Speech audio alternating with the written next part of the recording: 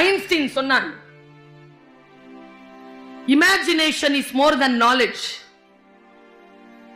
அறிவை விட கற்பனை திறன் மிக உயர்ந்தது என்று சொன்னான். நாம் அந்த கற்பனை திறனிலே பின்னோக்கி நடந்து கொண்டிருப்பது காரணம் என்ன தெரியுமா? வெளிப்படையாக சொல்கிறேன், நான் பிரச்சனைகளை பேசுபவள் இல்லை, பிரச்சனைகளுக்கான தீர்வோடு பிரச்சனைகளை பேசுபவள்.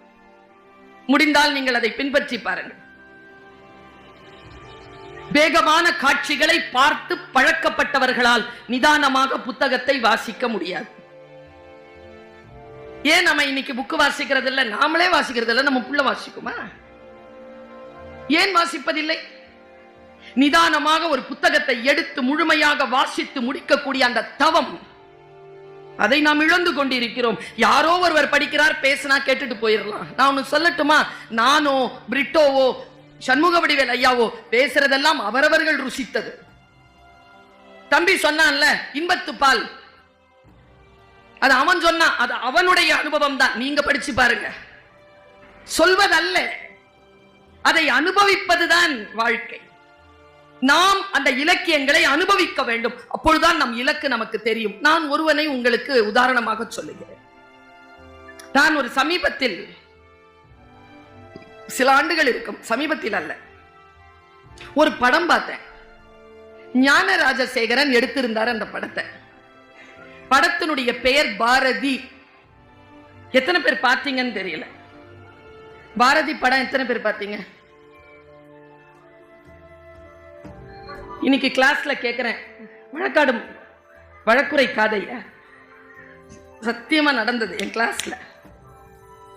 வழக்குரை காதை எத்தனை பேர்? கண்ணகி தெரியுமா எல்லாருக்கும்? நான் என்னுடைய வகுப்புல 59 பிள்ளைகள், 9 பிள்ளைகள் கை தூக்குகிறார்கள், எனக்கு கண்ணகி என்றால் யார் என்று தெரியாது என்று. எங்கே போகிறோம் நாம்? எது நம்முடைய இலக்கு? நான் பாரதி என்ற படம் பார்க்கிறேன், அதில் ஒரு காட்சி என்னுடைய ஆன்மாவை உலுக்கிய ஒரு காட்சி. ஒரே சொல்தான், எனக்கு புரிந்தது போல். அவர் யார் நினைத்து எதை நினைத்து ஞான ராஜசேகரன் எடுத்தார் எனக்கு தெரியாது. அந்த சொல்லை பாரதி சொன்னானா என்று கூட எனக்கு தெரியாது. படம், இத்தனை பேர் கூடியிருக்கிறீர்கள், நாங்கள் பேசுகிறோம். ஒன்று சொல்லுகிறேன் பெருமக்களே, சொல் என்னுடையது. நீங்கள் புரிந்து கொள்கிறீர்கள் இல்லையா? அந்த பொருள் என்னுடையது இல்லை. இப்படி ஓஷோ சொல்கிறான். நீங்கள் உங்களுக்கானதாக என் சொல்லை புரிந்து கொள்கிறீர்கள். அவரவர்களுடைய புரிதலுக்குரியது, அவரவர்கள் காட்டில் கேட்கக்கூடிய சொல். நான் பாரதி படம் பார்க்கின்ற பொழுது, பாரதி சாயாஜி ஷிண்டே நடிச்சிருப்பார். எத்தனையோ பேர் நடிச்சிருக்காங்க பாரதியா. நம்முடைய ஐயா சிவாஜி கணேசன் நடிச்சிருக்காரு, ஷெவாலியர். ஐயா சுப்பையா நடிச்சிருக்கிறார். எத்தனையோ பேர் நடிச்சிருக்காங்க. அந்த மராத்திய நடிகன் சாயாஜி ஷிண்டே நடிச்சிருக்காங்க. அவன் உட்கார்ந்து இருப்பான். இப்படி ராத்திரி நேரம் ஒரு காட்சி இருக்கும். விளக்கு கையில லாந்தர் எடுத்துக்கிட்டு ஒரு பையன் முன்னால வருவான், ஒரு பிராமண பையன். பின்னால தன்னுடைய அந்த முந்தானியை போர்வையால் போர்த்தி கொண்டு செல்லம்மா, தேவயானி செல்லம்மாவாக நடித்தார். அவங்க வந்துட்டு இருப்பாங்க. அந்த காட்சி எப்படி தெரியுமா முடியும்? நேரா வந்த உடனே, தோ அத்திம்பேர் இருக்கார் அக்கா, நேரா வருவாங்க. என்ன விஷயம்? யாரு? பாரதி. என்ன விஷயம்? ஏன் இவ்வளவு நேரத்திற்கு இங்கே வந்தீர்கள்? நாளை நம் மகளுக்கு திருமணம். ஓ, மாப்பிள்ளையாண்டான் யாரோ? யாரு கேட்கிறது? அப்பா. நல்லா தெரிஞ்சுக்கோங்க, செல்லம்மாவையும் அவங்க பிள்ளைங்களை மட்டும் பார்த்துட்டு இருந்திருந்தாருன்னா பாரதி நமக்கு கிடைத்திருக்க மாட்டான். நமக்கு கிடைத்தானே. அவங்க கிட்ட கேட்கிறாங்க, எப்போ கல்யாணம்? நாளைக்கு. யார் பிள்ளையாண்டான்? நம்முடைய உறவுக்கார பையன் தான். ஓ அப்படியா, சரி. வந்ததன் நோக்கம்? செல்லம்மாக்கு எப்படி இருக்கும்? அத்திம்பேர் வரணும். ஏனாக்கும் யாரு? பாரதி. நீங்க வந்தாதான் பொண்ணுக்கு மரியாதை. அப்பாவா இல்லையோ? நீங்க வரணுமா இல்லையோ? சரி, நீங்கள் பத்திரமாக போங்கள், நாளைக்கு வருகிறேன் அப்படின்ட்டு கண்ணை இப்படி வச்சுப்பாங்க. என்ன காட்சி அது? நான் பார்த்த காட்சியை எல்லோரும் பார்த்தீர்களான்னு எனக்கு தெரியாது. எல்லாரும் தான் பார்த்திருப்பீங்க. விஸ்வரூபம் என்பது காட்டப்படுவதல்ல, நாம் காண்பதுதானே. ராமநாராயண் படம் மாதிரி பெருசாவா நிப்பார் பெருமாள்? நாம பார்க்கணும் அந்த விஸ்வரூபத்தை.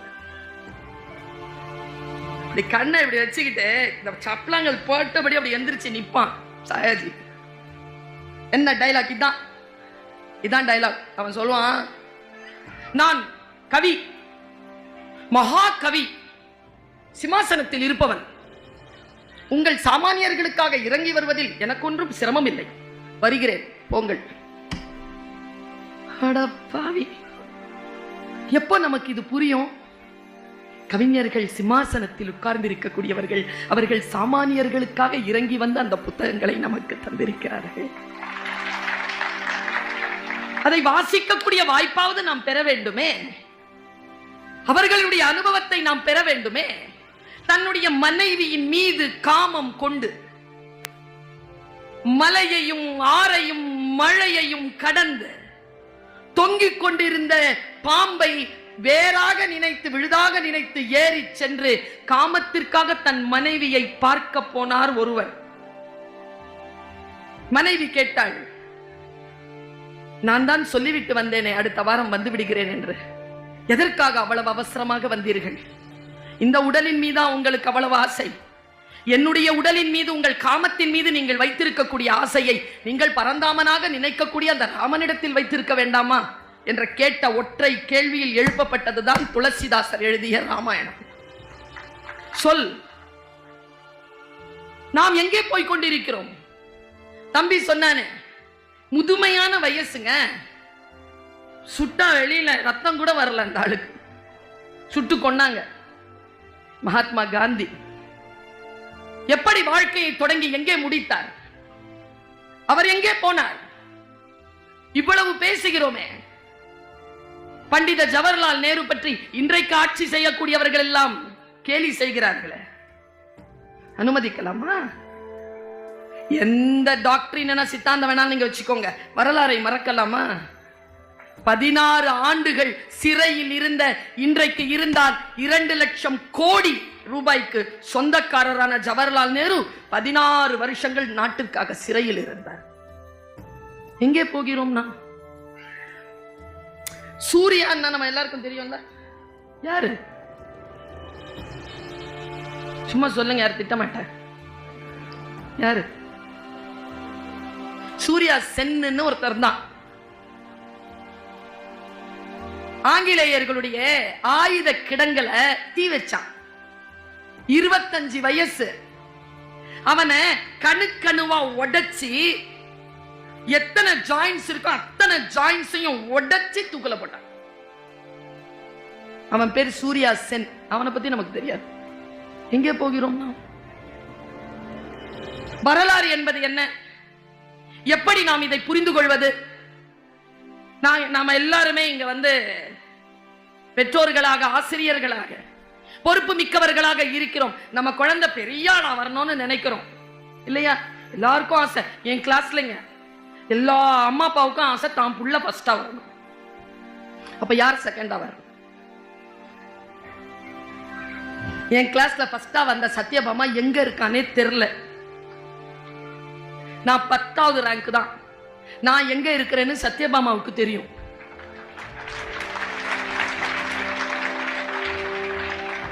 நாம் நம்முடைய எண்ணங்களை கொஞ்சம் மாற்றிக்கொள்வோமா? அப்பொழுதுதான் நம்முடைய டெஸ்டினேஷன் நமக்கு தெரியும். எல்லா இடங்களிலும் சமீப காலமாக நான் சொல்றேன், சில பேர் அதை தொலைக்காட்சியில், சமூக வலைதளங்களில் கேட்டிருப்பீர்கள், நினைவுபடுத்திக் கொள்வதற்காக சொல்றேன். பர்ஸ் ஒண்ணு வச்சிருந்தையா, பர்ஸ். நான் ஆம்பளைங்களுக்கு இருக்கிற மாதிரி நம்ம கிட்ட வசதி இல்லைங்க. உங்களுக்கெல்லாம் சட்டையிலேயே பர்ஸ், பேண்ட்ல 4 பர்ஸ், அதுக்குள்ள பர்ஸ் வச்சுப்பீங்க நீங்க. பொம்பளை உங்களுக்கு சேலை தான், பர்ஸ் எல்லாம் வைக்க முடியாது. சுருக்கு பை வச்சிருந்தாங்க ஒரு காலகட்டத்தில், இன்னைக்கு வைக்க முடியல. ட்ரெஸ்லயே தைச்சிக்கலான்னு பார்த்தா ஒரு நாள் கட்டினா இங்க இருக்குது, ஒரு நாள் கட்டினா எங்கேயோ இருக்குது. மெட்டபாலிசம் நமக்கு அப்படி. கையில தான் வச்சுக்கிட்டு இருக்கோம். பாருங்க, இவங்க 2 பேரும் சூப்பரா வந்திருக்காங்க. ஏதாவது சும இருக்கா பாருங்க. நான் கையில பச்சை பிள்ளைய தூக்குற மாதிரி அந்த பேக்கை தூக்கிக்கிட்டே சுத்தணும்.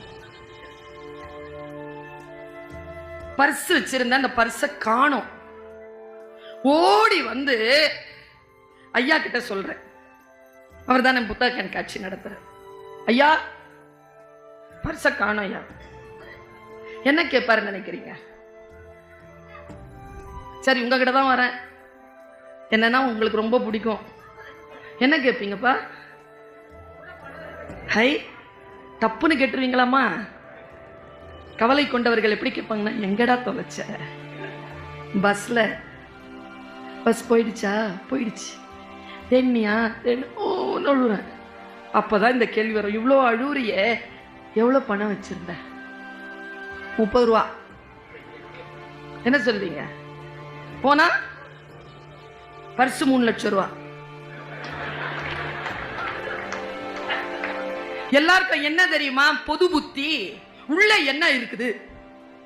அம்மா அப்பாவா, அவங்களால நமக்கு என்ன கிடைக்கும்? பையனா பொண்ணா, அவங்களால என்ன கிடைக்கும்? மாமியார் மாமனாரா, அவங்களால என்ன கிடைக்கும்? புது பொண்ணு மனைவியா வராளா, அவ கிட்ட இருந்து என்ன கிடைக்கும்? புருஷன் கிடைக்கிறானா, அவங்க கிட்ட இருந்து கிடைக்கிறது எல்லாம் 30 ரூபா தான்.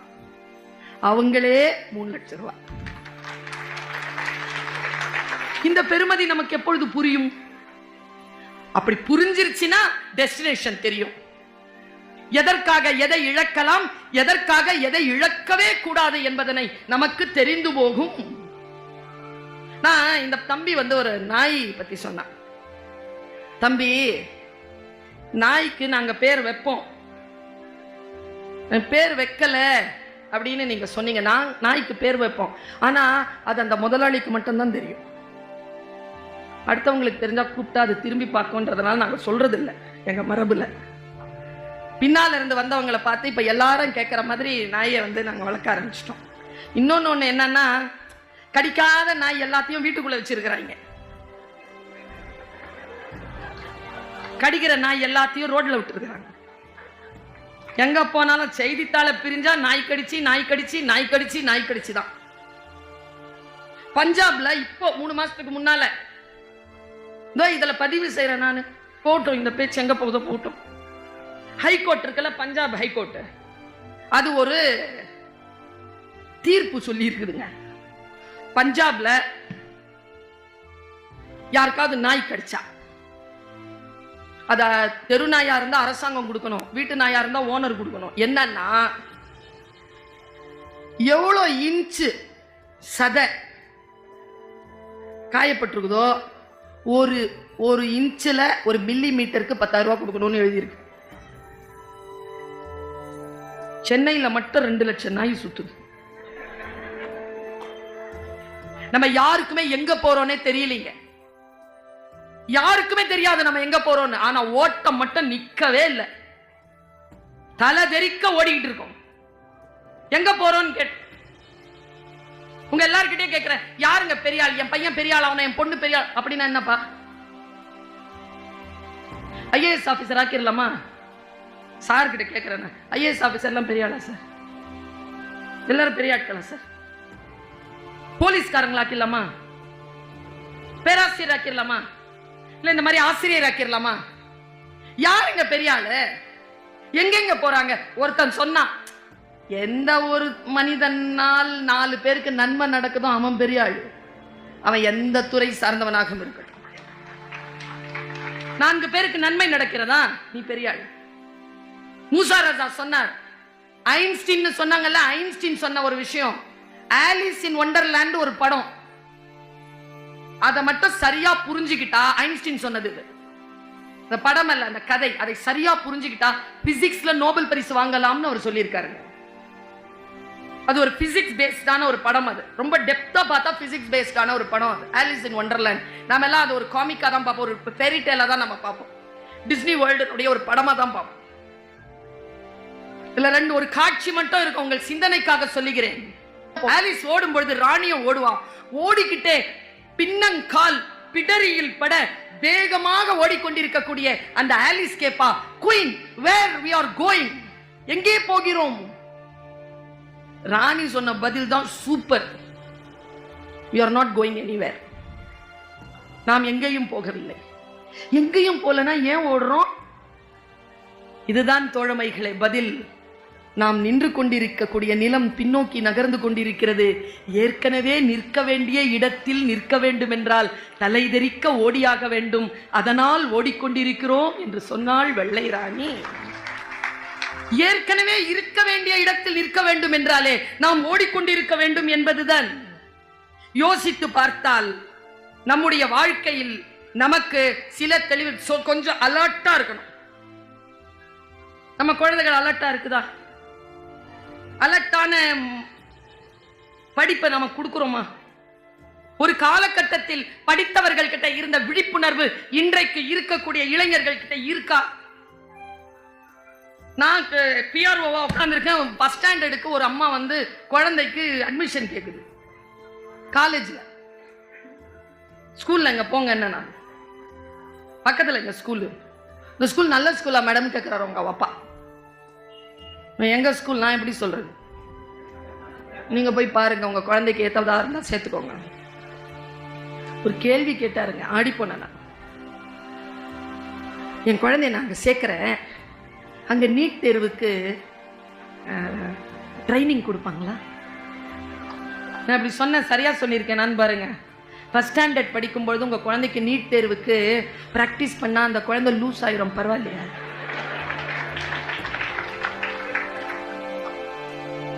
நான் ஒன்று சொல்லட்டுமா? குழந்தைகள் வளர்வதற்காக குழந்தைகளாக இல்லை, குழந்தைகள் குழந்தைகளாக இருப்பதற்காக குழந்தைகளாக இருக்கிறார்கள். குழந்தை கிட்ட இருந்து பறிச்சிட்டோமே. எங்க 1.5 வயசு குழந்தை அடிக்குதுங்க அம்மாவை கோவத்துல. அந்த அம்மா சிரிக்குதுங்க.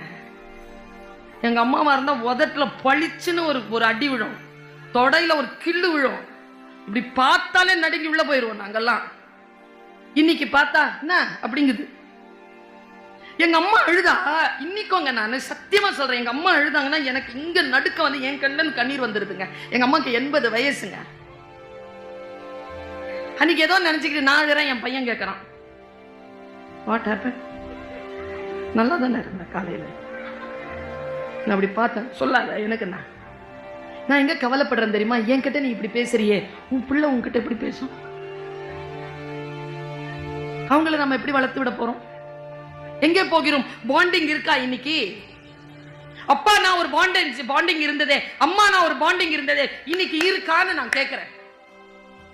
இப்படி சொல்றேங்க. 12 ரொம்ப ஓப்பனாவே சொல்றேங்க. 12 வயசுல நான் இருக்கும்போது எங்க அப்பாவுக்கு வேலை போயிடுச்சுங்க. எங்க அப்பாவுக்கும் பிறந்தது 5 பிள்ளைங்க. நாங்க எனக்கு 12 வயசு தான், எனக்கு கீழே 2, எனக்கு மேல 2. வயசை பார்த்துக்கோங்க, 3 வயசு தான்.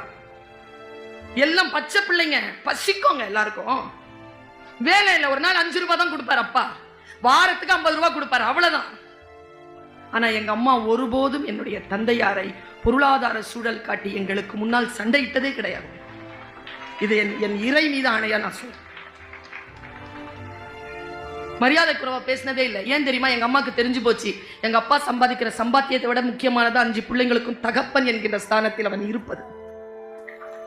அந்த வேல்யூஸை இன்னைக்கு நாம நம் குடும்ப குழந்தைகள் கிட்ட கொடுக்குறோமா? அம்மா ஒரே சண்டையா இருக்குமா? கல்யாணம் ஆகி 10 நாள் தானடி ஆச்சு, அப்படிதான் இருக்கும். அம்மா வெளிநாட்டுல இருக்கிறேன் இல்லம்மா, யாரும் இல்லம்மா, கூட பயமா இருக்குமா, எல்லாம் சரியா போயிரும்பா. சரி இந்த டெட் பாடியை என்ன பண்றதுன்னு சொல்லுச்சு. சண்டையாவா இருக்கு இன்னைக்கு? வாழ்க்கையில் எல்லோரும் பிரிந்து கிடக்கிறார்கள். எல்லோரும் பொருள் தன்னை தானே மதித்துக் கொள்ளுதல்ங்கிற லெவல்ல போய்கிட்டே இருக்கும் பொழுது கொஞ்சம் நினைச்சு பாருங்க, ஒரு மிகப்பெரிய ஸ்காசிட்டி வரத்துக்குள்ள நம் உறவுகளை, நம் இயற்கையை, நம் விழுமியங்களை, நம் இலக்கியங்களை நாம் பேணிக்கொள்ள வேண்டும் என்றால் இத்தகைய புத்தக கண்காட்சியில் இருக்கக்கூடிய புத்தகங்களை வாங்கி கொண்டு போய் தன்னுடைய வீட்டில் உணவு நேரத்தில், ஓய்வு நேரத்தில் குடும்பத்தோடு சேர்ந்து இந்த சனியனை கொஞ்சம் மூடி வச்சுட்டு புத்தகங்கள் படிக்கக்கூடிய வாய்ப்பை பெறுங்கள் என் உறவுகளை. இந்த ஒரே ஒரு விஷயத்தை நான் சொல்லிட்டு போறேன். நாம் பல நேரங்களில் நம்ம உண்ணாவிரதம் இருக்கோம் தானே. நேற்று கூட ஆடி வெள்ளி பிரதோஷம், கரெக்டா சொன்னா? கொஞ்ச நாளைக்கு முன்னால ஈஸ்டர் வந்தது, 40 நாள் லேந்து நாட்கள் இருந்தீங்களா? அதுக்கு முன்னால வந்தது ரம்ஜான், 30 நாள் நோன்பு இருந்தோமா? எல்லாருக்கும் கேட்கிறேன், எல்லாத்துக்கும் நோன்பு இருக்கும்ல. நான் ஒரு நோன்பை கத்து கொடுத்துட்டு போறேன். இன்னைக்கு ஒரு நாளைக்கு 2 மணி நேரம் டிஜிட்டல் ஃபாஸ்டிங்ல இருங்க. இதை பயன்படுத்தாம இருங்க. முழிப்பா இருக்கும் போது 2 மணி நேரம் பாருங்க, வித்தை வித்தை நடக்கும். நாங்க இந்த நேற்று ஒரே என்ன எல்லாரும் கரிச்சு கொட்டினாங்க. என்ன, நேற்று இரவு எனக்கு அமெரிக்கால இருந்து ஒரு கால் கரெக்டா கட் ஆயிடுச்சு. 10 மணிக்கு ஸ்கிரீன் ஆஃப் போட்டு வச்சிருக்கேன். 7 மணிக்கு தான் ஓபன் ஆகும். 10 மணிக்கு மேல பேச முடியாது. என்னுடைய ஸ்கிரீன் டைம் முதல்ல 13 மணி நேரம் இருந்தது, அப்புறம் 8 மணி நேரம் ஆச்சு. இப்ப என்னுடைய ஸ்கிரீன் டைம் 2 hours. 2 மணி நேரத்திற்கு மேல் நான் இந்த தொலைபேசியை பயன்படுத்துவது இல்லை. மற்ற விஷயங்களுக்காக என்னுடைய கவனத்தை செலுத்த தொடங்கி இருக்கிறேன்.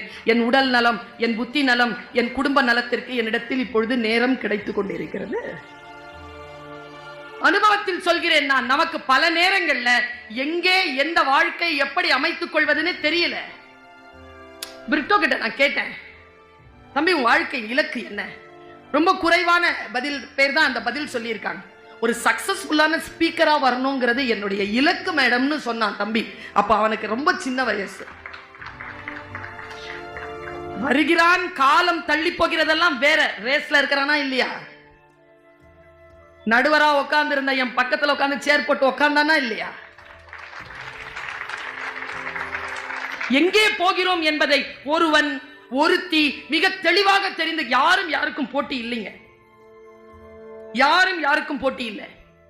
பேச்சுத்துறை நன்றாக இருக்க வேண்டும் என்றால் இதோ இந்த நேரத்தில் தமிழ்நாட்டில் ஆயிரக்கணக்கான மீட்டிங் நடந்துட்டு இருக்கு. அங்கே எல்லாம் பேச்சாளர்கள் சிறப்பாக பேசினால்தான் மக்கள் பேச்சுத்துறையின் மீது நம்பிக்கை கொண்டிருப்பார்கள். அதனால நான் மட்டும் நல்லா பேசணும்ன்றது இல்ல, 999 பேரும் நல்லா பேசணும். இந்த மனநிலையில் இருக்கக்கூடியவர்கள் தான் போட்டி என்பது. ஒருத்தன் ஒரே ஒரு அனௌன்ஸ்மெண்ட் தாங்க, எல்லார்கிட்டையும் பலூன் கொடுத்துட்டு கடைசி நிமிஷம் வரைக்கும் எவன் பலூனை வச்சிருக்கிறானோ அவன் தான் ஜெயிக்கிறவன் அப்படின்னு சொல்லிட்டாரு. 5 நிமிஷம் உங்களுக்கு டைம். ஒருத்தன் வச்சுக்கிட்டே இருந்தான் பாருங்களேன், 5 நிமிஷத்துல அதுவே உடஞ்சிருச்சு. இன்னொருத்தன் என்ன அந்த உடஞ்சிருச்சு இல்ல, அவன் என்ன பண்ணா, பின்ன எடுத்து அடுத்த வந்து குத்திட்டான். எல்லாரும் ஒண்ணுக்கு ஒண்ணு இப்படி பண்ணிட்டாங்களா. ஒருத்தன் மட்டும் கையில வச்சுட்டு இருக்கும்போது துரத்தி ஓடுறாங்க ஒருத்தன், அவன் ஜெயிச்சிடக்கூடாதுன்னு. அந்த வீடியோல கடைசியா அந்த மோட்டிவேட்டர் சொன்னார், நான் யாரிடத்தில் கையில் கடைசி வரைக்கும் பலூன் இருக்கிறதோ அவர்கள் தான் ஜெயிப்பார்கள் என்று தானே சொன்னேன். நீங்கள் எல்லோரும் சேர்ந்து முடிவெடுத்திருந்தால் எல்லோரும் ஜெயித்திருக்கலாம் தானே. இயற்கையால் விபத்து நேரிடுகின்றவர்கள் தவிர அடுத்தவர்களால் தோற்கடிக்கப்படுகின்றவர்கள் குறைகின்ற காலம் எப்பொழுது நமக்கு வரும்? பொறாமைங்கிறது என்ன தெரியுமாங்க? அடுத்தவன் நல்லா இருக்கிறான்னு பார்த்து வைத்தறிச்சல் படுறோமே, அது பொறாமை இல்லை. அது எல்லாருக்கும் இருக்கும், வாழணுங்கிற ஆசை. ஆனால் யார் ஒருவன் அடுத்தவன் தோற்று போனால் சந்தோஷப்படுகிறார்களோ அவன்தான் பொறாமைக்காரன். அந்த பொறாமை இல்லாமல் நாம் இருப்போமா? நான் தீர்வு சொல்லுகிறேன், இளைஞர்களுக்கு சொல்லுகிறேன். நிறைய பாய்ஸ் இருக்கிறீங்க, அந்த பாய்ஸ்க்கு சொல்றேன், கோபப்படுவது அல்ல தம்பி வீரம். எவ்வளவு கோபம் வருது உங்களுக்கு? டே அப்பா சொல்லட்டுமா, உன் அம்மா நான் சொல்கிறேன், கோபப்படுவது அல்ல வீரம். எவன் ஒருவன் கோபத்தை கட்டுப்படுத்திக் கொள்கிறானோ அவன்தான் வீரன் என்பதுதான் தமிழ் மரபு. கோபத்தை வெளிப்படுத்துபவன் இல்லை. நான் இப்படி இந்த கருத்தை சொல்லி 8:18 2 நிமிடங்களில் ஒரு கருத்தை சொல்லிட்டு போறேன். காதுகளில் இலை விரித்து நல்ல சொல் கேட்பதற்காக காத்திருக்கிறீர்கள். இலக்கை நிர்ணயிக்கின்ற பொழுது நான் என்னை பார்த்து நிறைய பேர் சொல்லுவாங்க, கேட்பாங்க, மேடம் நீங்க பேசுறதெல்லாம் எனக்கு தெரியுது மேடம், ஆனா உங்களை மாதிரி பேசணும்னா என்ன மேடம் பண்றது? என்ன பதில் சொல்ல முடியும் அவர்களுக்கு? நான் சொல்லட்டுமா? பயிற்சி தான்.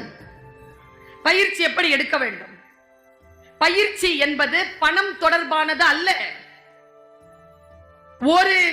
ஒரு பாக்ஸிங்ல இருக்கக்கூடிய ஒரு ஸ்ட்ரோக் 1000 ஸ்ட்ரோக் அடிச்சு பழகாத, ஒரே ஸ்ட்ரோக்க 1000 முறை அடிச்சு பழகுன்றான் ப்ரூஸ்லி.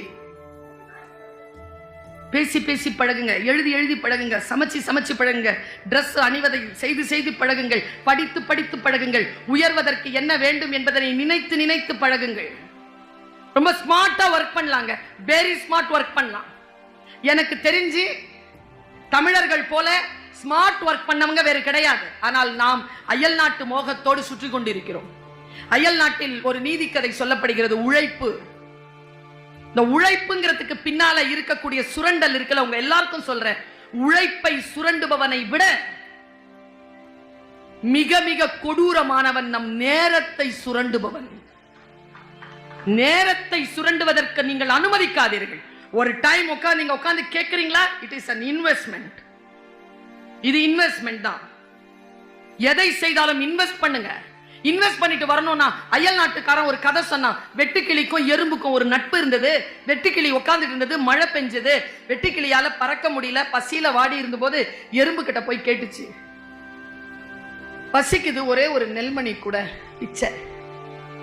எறும்பு பார்த்துச்சு, அறிவில்லை உனக்கு? உழைச்சியா நீ? தின்னுட்டே இருந்த, உழைச்சதெல்லாம் தின்னுட்டே இருந்த. உழைப்புன்னு என்ன தெரியுமா? சேமிப்பும் உழைப்பின் ஒரு மிகப்பெரிய பகுதி. சேர்த்து வச்சியா நீ? எப்ப பார்த்தாலும் அந்த கிட்டாரை வச்சு வாசிச்சுட்டு இருக்கிற, கிட்டாரை கொடு. கிட்டாரை வாங்கி வச்சுக்கிச்சு.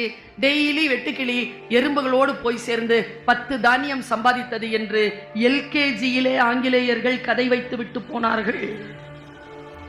நான் கதையை அங்கிருந்து தொடங்குறேன். நான் தான் அந்த வெட்டுக்கிளி. நான் எங்கே போகிறேன் என்று எனக்கு தெரியும், அதனால் சொல்லுகிறேன். நான் தான் அந்த வெட்டுக்கிளி. பசி. எறும்பு கிட்ட கேட்டேன்தான். எறும்பு என்னுடைய என்னுடைய கிட்டாரை புடிங்கிருச்சு. நான் அது கூட போய் டெய்லி கூலி வேலை செஞ்சு 10 ரூபாய் 10 தானியம் சம்பாதிக்கிறேன். 10வது நாள் எனக்கு அந்த வேலை போர் அடிச்சிருச்சு. நான் யோசிக்கிறேன், நான் இது கூட போய் இந்த வேலை செய்யணும்னா நான் ஏன் வெட்டுக்கிளியா பிறந்தேன்? எனக்கு ஏன் கிட்டார் வாசிக்க தெரியும்? எறும்புக்கு தெரியாதது எனக்கு தெரியுதில்ல. செத்தாலும் சாவேனே தவிர, இதை நான் சொல்லலைங்க, எல்லா வெற்றியாளர்களும் சொல்கிறார்கள். வெற்றி பெறுவதோ தோற்பதோ முக்கியமல்ல, இஷ்டத்தின்படி வாழ்ந்துவிட்டு எது எல்லாம் உங்களுக்கு இஷ்டமா இருக்குதோ. இதை சொன்னவர் பாலு மகேந்திரா.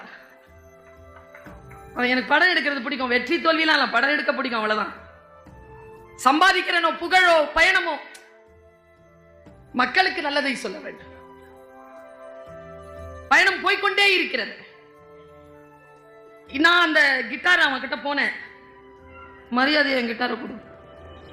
செத்துருவேன், சாவறேன். கிட்டார் வாசிச்சுட்டு சாவறேன். பசிக்காக்கெல்லாம் இந்த வேலையை செஞ்சுட்டு இருக்க முடியாது என்னால, கொடு. இனிமேல் வந்த சாவடிச்சிருவேன். அந்த எறும்பு வந்தாதானே நீ, நான் எதுக்கு சாவடிக்கணும்? நீயே பசியில செத்து போற பாரு. ஏய், மரியாதையா என்னுடைய கிட்டாருக்கு வாங்கிட்டு போய் மரத்துல உட்காந்துச்சு. மழை நின்று இருந்துச்சு. கிட்டார் வாசிக்க ஆரம்பிச்சது. என்ன சொல்றேன்? வாசிச்சுக்கிட்டே இருக்கு. பசிக்குது, போய் இலைய சாப்பிடுது, வருது, வாசிக்குது, போகுது, இலைய சாப்பிடுது, வருது, வாசிச்சுக்கிட்டே இருக்கு. சாயந்தரம் ஆச்சு, 2-3 மணி. கீழே பார்த்தா நிறைய எறும்பு போய்கிட்டே இருக்கு. நேத்து ஃபுல்லா இதுங்களோட தானே உழைச்சி கிடந்தேன். கீழே பார்க்கும்போது வேகமா போயிட்டு இருந்தது ஸ்லோ ஆகுது. எதுக்குடா ஸ்லோ ஆகுதுன்னு இது வாசிக்குது. வேகமா போகுது. இது நிறுத்தின உடனே ஸ்லோவா போகுது. இது வாசிச்சா வேகமா போகுது, நிறுத்தினா ஸ்லோவா போகுது. நேரா கீழே இறங்கி ஒரு எறும்பை கூப்பிட்டுச்சு. ஏன் வேகமா போற, ஸ்லோவா வர? இல்ல, ஒரு மியூசிக் கேட்குது, அது ரொம்ப நல்லா இருக்குது. உழைக்கிற உழைப்பிற்கான கவலை இல்லாமல் நான் போறேன். நிறுத்திட்டா பெயினா இருக்கு. உனக்காக ஒரு நாள் நீ எவ்வளவு சம்பாதிப்ப? 10 சம்பாதிப்ப. நான் வாசிச்சா, நீ வாசிச்சா 15 சம்பாதிப்ப. அதுல ஒன்னே எனக்கு கொடுக்குறியா? உனக்காக நான் வாசிக்கிறேன். ஓகே, அதுல என்ன, வாசிப்பியா? அப்படி 10,000 எறும்போட பேச்சுவார்த்தை முடிச்சிருச்சு. லைன் கட்டி போன எறும்பு 10 தானியம் சம்பாதிக்க தான் இஷ்டப்பட்ட வேலையை செய்து கொண்ட வெட்டுக்கிளி 10,000 சம்பாதித்தது என்பதனை நீங்கள் புரிந்து கொள்ளுங்கள். குழந்தைகளை விளையாடாத, நடிக்காதன்னு திட்டாதீங்க. டேய், சம்பாதிக்கிற மாதிரி நடிடா, சம்பாதிக்கிற மாதிரி விளையாடுடான்னு சொல்லிக்கோ. ஏன்னா அந்த 2 டிபார்ட்மெண்ட் தான் இப்ப நிறைய சம்பாதிச்சுட்டு இருக்கு. ஒண்ணு மட்டும் சொல்லிக் கொடு. திரையில் தோன்றி மட்டும் நாட்டிற்கு தலைவனாகி விட முடியாது என்பதனை மட்டும் சொல்லிக் கொடு. தமிழர்கள் அதை நன்றாக அறிந்தே வைத்திருக்கிறார்கள் என்பதனை தெரிந்துதான் பேசுகிறேன். குழந்தைகள் செம்புட்பறவையை போல் சிறகை விரிந்து எழுந்து பறக்கட்டும். நாமும் துறைமுகத்தில் கட்டப்பட்ட கப்பல் போல ஆழ்கடலை, பல சூறாவளிகளை கடந்து நம்முடைய பயணங்களை மேற்கொள்ளுவோம். இப்படி சொல்லி நிறைவு செய்கிறேன். டெஸ்டினேஷன் இல்லை, இலக்கு அல்ல நோக்கம், பயணம்தான் நோக்கம். பயணத்தை பொருள் புரிந்து தயாரித்துக் கொண்டு செய்தால் நாம் எங்கே போகிறோம் என்பது நமக்கு புரிந்து போகும். வாழ்க தமிழ், வளர்க தமிழ்நாடு. உங்கள் அத்துணை பேருக்கும் வாழ்த்துக்களை சொல்லி நிறைவு செய்கிறேன். நன்றி, வணக்கம்.